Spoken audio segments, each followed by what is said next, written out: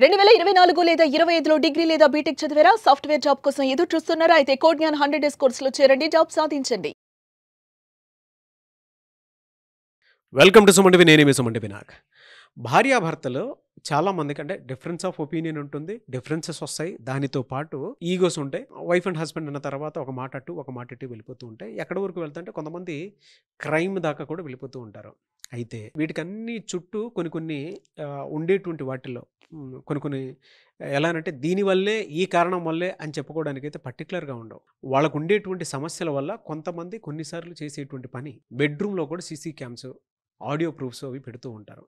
లీగల్గా చూసుకుంటే అది ఎంతవరకు కరెక్ట్ అండ్ అటువంటి వాటికి చట్టాలు అసలు ఏం చెప్తున్నాయి అనేది ఈరోజు మనతో పాటు హైకోర్టు అడ్వకేట్ అలాగే రవీంద్రనాథ్ గారు ఉన్నారు. అది వారి మాట్లాడి తెలుసుకుందాం. Hello sir. హాయ్ అండి నాగరాజ్ గారు. భార్యాభర్తలో డిఫరెన్స్ ఆఫ్ ఒపీనియన్ ఉన్నప్పుడు లేదా డిఫరెన్సెస్ వచ్చినప్పుడు ఈగోకి వెళ్ళిపోయి నీ బ్రతుకు నేను బయట పెడతా, నీ బండారం బయట పెడతా అని చెప్పేసి వెళ్ళిపోతూ ఉంటారు. బెడ్రూమ్లోనే సీసీ క్యామ్స్, ఆడియో ప్రూఫ్స్ అవి పెట్టుకోవడానికి రెడీగా ఉంటారు. కొంతమంది అయితే 6 months వరకు పెట్టుకుంటారు. 6 months డేటా మొత్తం బయట తీస్తానని చెప్పి రీసెంట్ న్యూస్లు కూడా మనం చూస్తున్నాం. కొంతమంది అట్లే చేస్తున్నారు.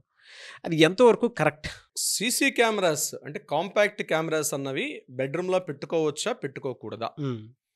చట్టాలు ఏం చెప్తున్నాయి, లీగల్గా మనం దాన్ని ఎలా సాల్వ్ చేయాలి, ఎలా మనం దాన్ని ఫేస్ చేయాలి అన్నది ఈ వీడియోలో మనం తెలుసుకునే ప్రయత్నం చేద్దాం. నాగరాజ్ గారు, సీసీ కెమెరాస్ బెడ్రూమ్లో పెట్టుకోవచ్చా, పెట్టుకోకూడదా అంటే ఇప్పుడు భార్యాభర్తలు ఇద్దరు పెళ్లి చేసుకుని ఉండొచ్చు, వాళ్ళిద్దరు కలిసి బెడ్రూమ్లో ఉండొచ్చు. ఇక్కడ ప్రతి వ్యక్తికి కూడా రైట్ టు ప్రైవసీ అని ఒక యాక్ట్ ఉంది. It's a fundamental right.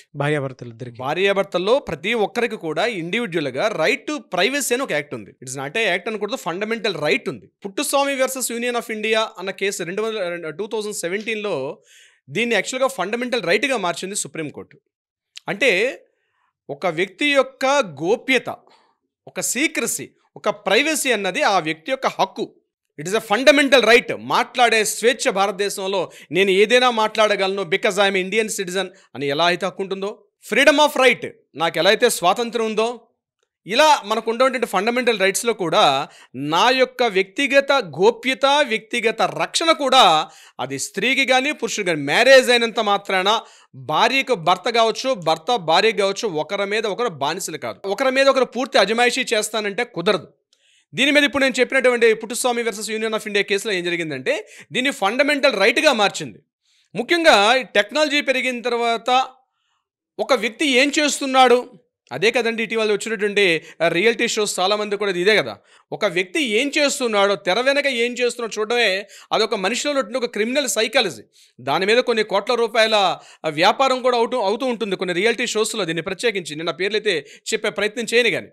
కానీ ఇక్కడ ఏమవుతుందంటే తన భార్య ఏం చేస్తుంది బెడ్రూమ్లో, నేను లేనప్పుడు ఎవరితో మాట్లాడుతుంది, ఆమె ఫోన్ని ట్రాప్ చేసి ఆమె ఫోన్లో ఒక సాఫ్ట్వేర్ ఇంజెక్ట్ చేసి ఆమె పడుకునేటప్పుడు, ఆమె బాత్రూమ్కి వెళ్ళేటప్పుడు కొంతమంది సాఫ్ట్వేర్లు నాకు వచ్చే క్లయింట్స్ చెప్పారు, ఆమె ఫోన్లోకి ఇన్స్టాల్ చేస్తారు.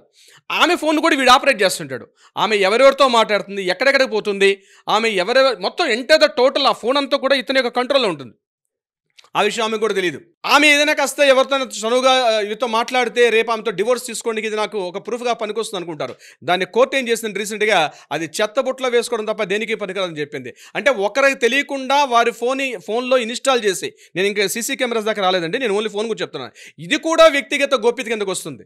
ఫోన్లో ఇన్స్టాల్ చేసేస్తాను, నా యొక్క సాఫ్ట్వేర్ రీసెంట్గా వచ్చిన సాఫ్ట్వేర్లో వచ్చి ఇన్స్టాల్ చేస్తాను. ఆమె ఏం చేస్తుంది, తను తెలియకుండా హ్యాండ్ బ్యాగ్లో పెట్టుకుంటుంది. తన షాపింగ్కో, తన ఫ్రెండ్స్కో, తన ఆఫీస్ ఎక్కడ పోతున్నా, ఎవరితో మాట్లాడుతున్నా, హోటల్కి వెళ్ళినా, రెస్టారెంట్కి వెళ్ళినా ఆ ఫోన్లో ఉన్నటువంటి including camera, front camera, back cameras కూడా ఇతను ఆపరేట్ చేస్తుంటాడు. ఇక్కడ ఆమె ఓపెన్ చేసి చూసుకుంటున్నా అది ఆఫ్లో ఉన్నప్పుడు కూడా ఇతను చూస్తుంటాడు. తాను ముందు ఎవరున్నారో కూడా ఆమె జస్ట్ ఫోన్ పెట్టుకుందంటే ఆమె చూస్తుంటే ఆమె ముందు ఎవరెవరు ఉన్నారు, ఏమేమి మాట్లాడుతున్నారు, ఎలా మాట్లాడుతున్నారు మొత్తం కూడా రికార్డ్ చేస్తాడు. సేమ్ సార్, అంటే కొంతమంది భార్యలు కూడా ఆ విధంగా చేస్తూ ఉంటారు కదా. అవునండి, వైస్ వర్సా, బోత్ సైడ్స్ ఉంటుంది. ఇది నాట్ ఓన్లీ హస్బెండ్ వైఫ్ అనే కాదు, ఇద్దరు కూడా వర్తిస్తుంది. ఇది ఆ వైఫ్ కూడా హస్బెండ్ని ఇలానే టార్చర్ చేస్తూ ఉంటుంది.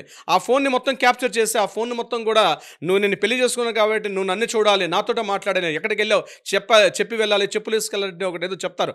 అట్లా పూర్తిగా ఆక్యుపై చేయడం. దీనికి ఇంకా పరాకాష్ట ఏంటి, సీసీ కెమెరాస్ పెట్టుకోవడం. సీసీ కెమెరాస్ పెట్టుకున్నప్పుడు దీని మీద సెక్షన్స్ ఏం చెప్తున్నాయంటే క్లియర్గా, ఇద్దరికి పరస్పరంగా అంగీకారం అయితే సీసీ కెమెరా పెట్టుకోవచ్చు, నో డౌట్ ఎట్ ఆల్. ఇద్దరికి యాక్సెప్టెన్స్ ఉండాలి.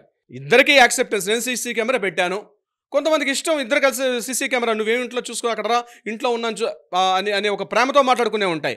ఇద్దరు కూడా యాక్సెప్టెన్స్ ఇచ్చి సీసీ కెమెరా పెట్టుకుంటే తప్పు లేదు సీసీ కెమెరాస్. అలా కాకుండా ఆమెకి తెలియకుండా అతడు కానీ అతడికి తెలియకుండా ఆమె కానీ సీసీ కెమెరాస్ కానీ ఇన్స్టాల్ చేస్తే అది చట్టరీత్యా నేరము. ఎంత నేరం అంటే సెక్షన్ 534 అలా అదేవిధంగా 16(6)B 504 ఈ సెక్షన్స్ అన్ని వైరిజం అంటారు. అంటే ఆమె యొక్క వ్యక్తిగత గోప్యతని ఇతను పూర్తిగా దాన్ని వైలేట్ చేసినట్టుగా వస్తుంది, ఆమె యొక్క ప్రైవసీని వైలేట్ చేసినట్టు కిందకి వస్తుంది. సో సీసీ కెమెరాస్ బెడ్రూమ్లో పెట్టుకోవడం ఇద్దరు యాక్సెప్టెన్స్ ఇస్తే పెట్టుకోవచ్చు, కానీ ఒకరు యాక్సెప్టెన్స్ ఇచ్చి ఒకరు తెలియకుండా సీసీ కెమెరాలు బెడ్రూమ్ ఇన్స్టాల్ చేసి ఎక్కడ సీసీ కెమెరాస్ కూడా నాట్ ఓన్లీ సీసీ కెమెరాస్ అండి, బక్స్ కెమెరాస్ అని అంటారు. అంటే సీసీ అంటే కనీసం బయటకు కనిపిస్తుంది, కాంపాక్ట్ కెమెరాస్ బయటకు కనిపిస్తాయి, బక్స్ కెమెరాస్ అని వచ్చాయి ఇటీవల రీసెంట్గా. అదేంటంటే జస్ట్ మన బటన్ సైజులో ఉంటాయి. ఆ బటన్ సైజ్ కెమెరా పెడితే అది ఎక్కడ ఉంటుందో కూడా తెలియదు, ఏదో ఏసీ అవుట్ దగ్గర కానీ లేకపోతే ఇన్స్టాల్ చేసిన దగ్గర ఒక బటన్ సైజులో ఉంటుంది, దాన్ని బక్స్ కెమెరా అంటారు. ఆ బక్స్ కెమెరా పెడతారు, అది కూడా ప్రమాదకరమే. సీసీ కెమెరా ఒకటే కాదు, సీసీ అంటే మన అందరూ తెలిసినట్టు సీసీ అంటే కాస్త కాంపాక్ట్ డిస్క్ పెద్దగా ఉంటుంది, అది రికార్డ్ చేస్తుంటుంది. బక్స్ కెమెరాలో రికార్డింగ్ ఆప్షన్ లేదు, కానీ ఈయన దగ్గర దాన్ని మెమరీ కార్డు పెట్టుకుని నేను ఆపరేట్ చేస్తుంటాడు. సో బక్స్ కెమెరాస్ పెట్టినావు నాలుగు మూలలో పెడుతుంటాడు, బక్స్ కెమెరాస్ ఏ మూల ఉందో కూడా తెలియదు. అటువంటి సందర్భాల్లో అది కూడా ప్రమాదకరమే.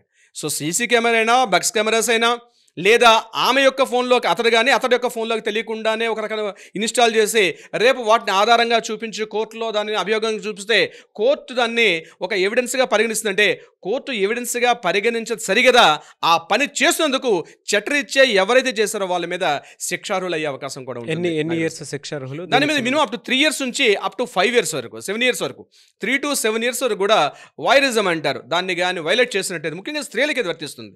ఇది పురుషులకు వర్తించదు, కానీ స్త్రీలకైతే వాళ్ళ యొక్క ప్రైవసీని భంగపరిచినందుకు కానీ 3 to up to 7 years వరకు కూడా వాటి మీద కఠినంగా శిక్షలు కూడా వేసే అవకాశం ఉంటుంది. ఇలా చేసిందని చెప్పి దాన్ని కోర్టులో ఎవిడెన్స్గా చూపించే దీన్ని ఎవిడెన్స్ అనుకుంటాం, కానీ ఎవిడెన్స్ కాదు అది. ఫస్ట్ అలా చేసినందుకు కానీ తప్పుగా పరిగణిస్తుంది కోర్టు. సో ఎలక్ట్రానిక్ ఎవిడెన్స్ని కోర్టులో ప్రూవ్ చేయడం కూడా చాలా కష్టం, ఎందుకంటే దానికి ఒక ప్రొసీజర్ ఉంటుంది. ఏదో మనం మాట్లాడుకున్న మన ఫోన్లో ప్రింట్అవుట్స్ తీసేసి సార్ ఇలా ఉందని చెప్పి లేకపోతే ఇట్లా ఉందన్నగా మనం మాట్లాడుకున్నట్టుగా మనం డైలీ మనం వాట్సాప్ చాట్లో చూపించినట్టుగా కోర్టులో ఇన్ ఫ్రంట్ ఆఫ్ మనం ఒక ఎలక్ట్రానిక్ ఎవిడెన్స్ చూపించాలంటే దానికి చాలా లెంగ్తీ ప్రాసెస్ ఉంటుంది, ఆ ప్రొసీజర్ని ఫాలో అవ్వాలి. సో ఆ ప్రొసీజర్స్లోనే దీన్ని వైలేట్ చేసినట్టుగా ముందు శిక్షార్హుడిగా పరిగణిస్తారనమాట. సో సీసీ కెమెరాస్ అయినా ఫోన్స్ అయినా బక్స్ కెమెరాస్ అయినా ఈ మధ్య పెన్ కెమెరాస్ వచ్చాయి. ఈ మధ్య మనం చూస్తూ ఉంటాం, కొంతమంది జర్నలిస్టులు చేస్తుంటారు. ఇన్వెస్టిగేటివ్ జర్నలిజం తోటి వాళ్ళ పోలీస్ స్టేషన్తో పర్మిషన్ తీసుకొని చేస్తారు. వాళ్ళు ఇన్వెస్టిగేటివ్ జర్నలిజం అనే పేరుతోటి జర్నలిస్టులు కానీ మీడియా ప్రతినిధులు అంటే మీడియాలో ఉన్నటువంటి సోకాల్డ్ పెద్ద పెద్ద పోస్టులు ఉన్న వాళ్ళు కానీ పొలిటీషియన్స్ కానీ పోలీస్ ఆఫీసర్స్ కానీ ఎవరైనా సరే మా దగ్గర రైట్ ఉందని చెప్పి దాంతో ఒక పెన్ కెమెరాస్ తోటి దాన్ని రికార్డ్ చేసినా సరే అది కూడా శిక్షార్హం అవుతుంది. నాగరాజ్ గారు, బట్ చాలామందికి తెలియాల్సినటువంటి ఇన్ఫర్మేషన్ అనేది ఎందుకు అని అంటే గోప్యతని ఇష్టానుసారంగా విచ్చలవిడిగా హక్కు ఉంది కదా అని చెప్పేసి వాడుకునేటువంటి వాళ్ళకి ఒక హెచ్చరిక అని చెప్పడం ఏమాత్రం సందేహం లేదు. ఎందుకంటే దానికి బదులు వాళ్ళకి నచ్చకపోతే డివోర్స్ తీసుకోవడం మంచిది, కానీ వాళ్ళ మీద క్యారెక్టర్ అసాసినేట్ చేసి లేదంటే రీసెంట్గా ఒక మీడియాలో ఒక స్టోరీ కూడా రీసెంట్గా గడిచిన వారం 10 నుంచి కూడా ఒక ఫ్యామిలీ డిస్ప్యూట్ కూడా మన మీడియాలో మనం చూస్తూ ఉన్నాం. నేను ఆ పేర్లు రివీల్ చేయట్లేదు, కానీ అందరూ కూడా తెలుసు, మన ఆడియన్స్ మన వీక్షకులందరూ తెలుసు. సో ఇటీవల ఇదే విషయం మీద నడుస్తూ ఉంది, ఒక ఫ్యామిలీ మధ్య ఒక ఇష్యూ కూడా. సో ఇక్కడ వాళ్ళు మర్చిపోతుంది ఏంటంటే మీడియా కూడా మర్చిపోతుంది దాన్ని. ఇన్వెస్టిగేటివ్ జర్నలిజంతో ఎవరిని పెడతాలో కూర్చోబెట్టి మాట్లాడడం కూడా కరెక్ట్ కాదు. గుర్తుపెట్టుకోవాల్సింది ఏంటంటే ఒక వ్యక్తి యొక్క ప్రైవసీని భంగం చేసే హక్కు ఎవరికి కూడా లేదు. నాగరాజ్ గారు, thank you so much for the information sir. Thank you so much Nagaraj గారు.